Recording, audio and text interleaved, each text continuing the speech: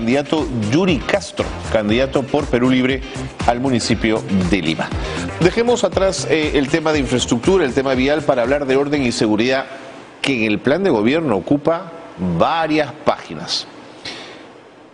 La seguridad está en manos de la policía y del Ministerio del Interior. ¿Qué puede hacer un municipio como Lima para darle la vuelta de tuerca al problema?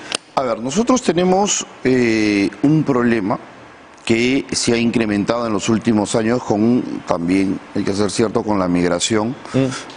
Y tampoco vamos a decir que antes no había el problema ya está. Seguro. ¿No? Entonces se ha incrementado, sí, el crecimiento poblacional, la situación económica del país en los últimos, por lo menos después de la pandemia, es mucho más grave de la que teníamos anterior. Y el mundo en general la está pasando mal. Pero nosotros consideramos que tenemos que trabajar y tender puentes con el Ejecutivo. Lastimosamente, los últimos alcaldes no lo han hecho, no han trabajado de la mano. Había un convenio anteriormente de otro alcalde firmado con el Escuadrón Verde, por ejemplo, para hacer el patrullaje conjunto.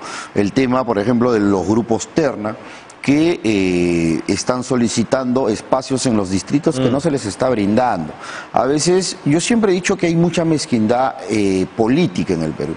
Por ejemplo, disculpando que volvamos al tema del tránsito, si Fujimori hubiera terminado el tren eléctrico, el día de hoy tuviéramos un sistema de tránsito y de transporte masivo, mucho más articulado. 10 o 15 años hubiésemos ganado, ¿no? Hubiéramos ganado, son casi más de 16 años. Dejó morir el tren, ¿no? Porque recuerda que tuvo que volver a Alan García para terminar el tren hasta la estación Grau. Así es. Entonces, o sea, nadie pensó en que por los N problemas que esta obra haya tenido, hay que terminarla porque es una obra importante para la ciudad. Así es. Y es por eso que, mira, la línea 2 del metro todavía no la tenemos terminada. No la veremos, Yuri, no te preocupes.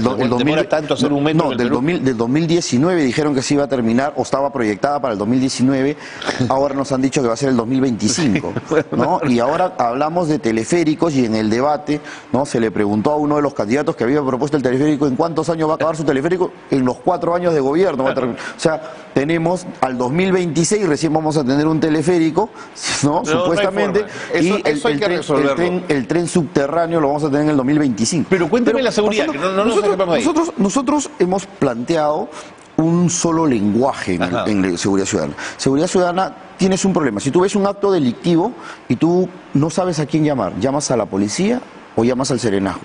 No hay un solo sistema de comunicación único, como hay en Estados Unidos, por ejemplo. Tú llamas al 911, necesites bomberos, lo que necesites, el 911 te lo soluciona. ¿Es verdad? En el Perú no lo tenemos. Y no es caro, no es difícil tenerlo.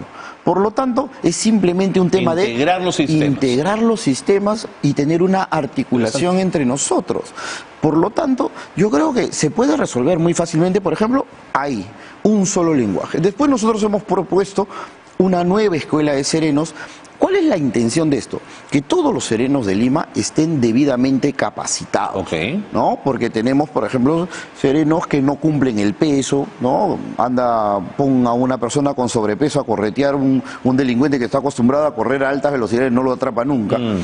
Tenemos también, por ejemplo, el tema táctico, que es importante, que la policía y los serenos entrenen juntos, de tal manera de que si yo soy un sereno y yo tengo una camioneta o una motocicleta, ¿cómo puedo, en este momento, con la ley que tenemos, sin armamento, coadyuvar al éxito, ¿no?, de una intervención? El otro día ¿Cómo voy a distinguir a uno del otro si entrenan juntos, si hacen las cosas juntos? No, pero obviamente están diferenciados por sus uniformes y todo. No, claro, pero en el actuar, ¿qué sería lo diferente? Pues serían más policías en tal caso. Serían policías desarmados, pero en ese sentido, yo he conversado con varios policías sobre el tema y me decían, por ejemplo, no, hay un problema. Supongamos, en el peor de los casos, hay un homicidio, ¿no? Hay un muerto ahí.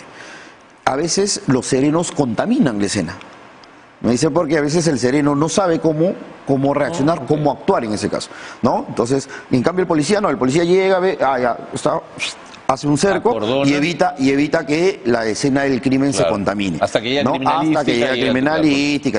Y en cambio me dice, tenemos un problema con los serenos, porque a veces se acercan y modifican la escena del crimen sin querer, ¿no? Y a veces tú haces recojo de huellas y encuentran huellas de los propios serenos ahí, huellas que no deberían estar porque perjudican la escena del crimen. Y bueno, cosas así como esas que deberían enseñárselas en esta escuela, que debe ser una escuela conjunta donde la policía vaya y los capacite y le diga, mira hermano, si tú estás con una camioneta 4x4 y hay un hecho delictivo de esta forma, puedes actuar de esta manera, nosotros vamos a actuar de esta manera, de tal manera que podamos trabajar en conjunto. Y hay un ejemplo de esto, es el trabajo, por ejemplo, que también nosotros proponemos, el tema del Serenajo Sin Fronteras, que hace, creo que más de una semana o 2 semanas, hubo un robo en una casa en Surco y los terminaron atrapando a los delincuentes en La Molina, en un trabajo conjunto entre el Serenajo y la policía. Algunos serenajos los Entonces, trabajan así. Eso me parece genial y eso se debe replicar en todo Lima. Ahora, esto del Serenajo Sin Fronteras no lo inventé yo, esto viene desde la época del propio Andrade, de quien hablábamos hace un rato. Entonces, no es que tampoco yo voy a descubrir la pólvora, hay que simplemente que las cosas hay que hacer que las cosas funcionen. Y las ideas que son prácticas y son ejecutables, porque eso es ejecutable, ya se ha demostrado que sí funciona, debemos integrarlo a Lima Metropolitana. Por lo tanto, tenemos que conversar también con los alcaldes distritales, gane quien gane, del partido que fuera, porque tenemos que darle calidad de vida al vecino, y eso es sumamente importante, porque los vecinos de Lima se sienten abandonados desde hace muchos años. Pero ¿no le preocupa que los partidos, el partido del alcalde o alcaldesa de Lima frente a los partidos de los distritos, se generan ahí también tensiones bien difíciles de resolver, ¿eh?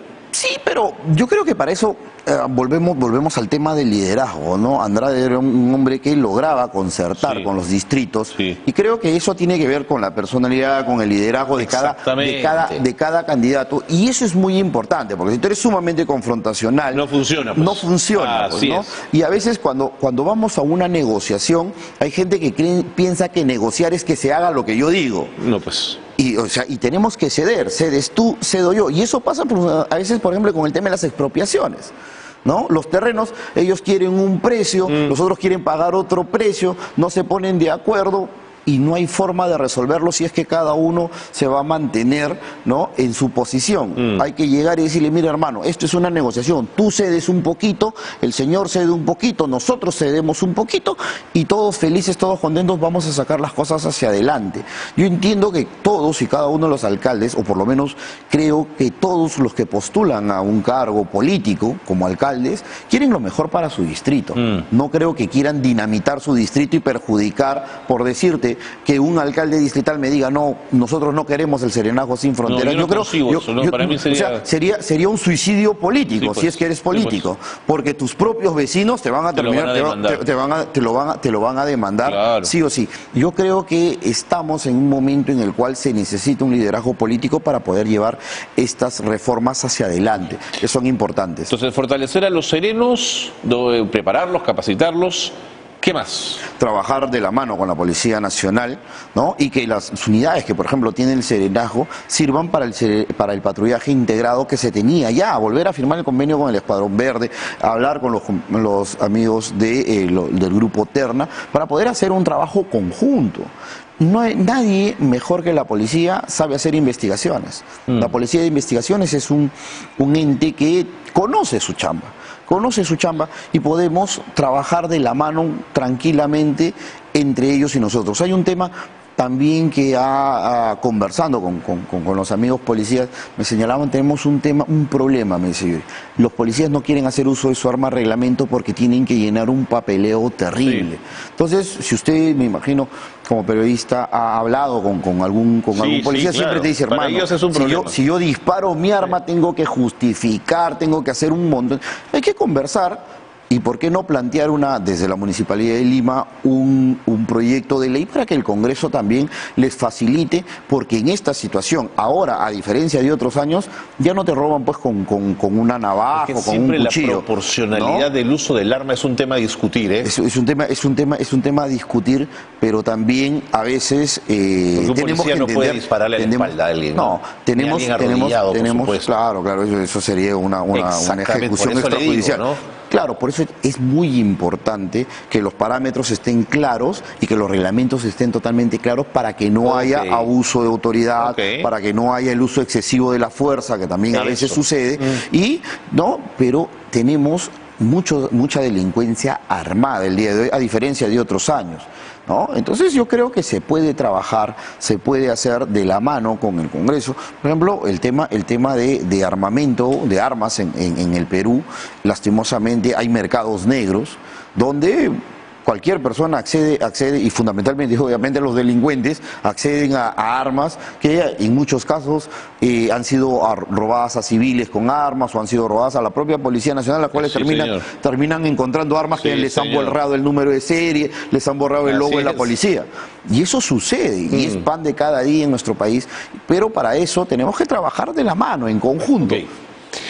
Lo escucho y todas son propuestas razonables, interesantes, pero yo quería preguntarle si un alcalde de Lima no debería mirar la ciudad para los próximos 20 o 40 años. Yo quería preguntarle por su visión de Lima para esos 20 años. ¿Cómo es esta ciudad en 20 años? Yo espero que podamos tener completar los planes. Se han hecho muchos planes para Lima, ¿no? Para 20, 30, 40 años, pero ninguno se cumple, ¿no? Es letra muerta. No lo sigue, además. No, entonces, por eso te decía que hay mucha mezquindad política. Mucha mezquindad, sí, señor. Por eso te decía, si hubiéramos tenido este tren eléctrico hace más de 20 años, ya tuviéramos 3, 4 líneas de tren tranquilos y no tuviéramos el problema del transporte que tenemos el día de hoy. Castañeda encarpetó, guardó el plan que habían hecho el gobierno anterior, ¿no? Y recuerda que Castañeda toma el Limabús de Andrade y lo rebautiza. Buen punto. Recuerde ese debate cuando Andrade le dijo: usted le está contando el cuento del chucuchú del tren a la gente.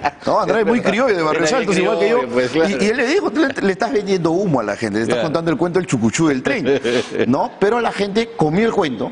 Y a las finales, lo único que se terminó haciendo fue el Limabús de Andrade con otro nombre. Pero esa fue la idea original de Andrade.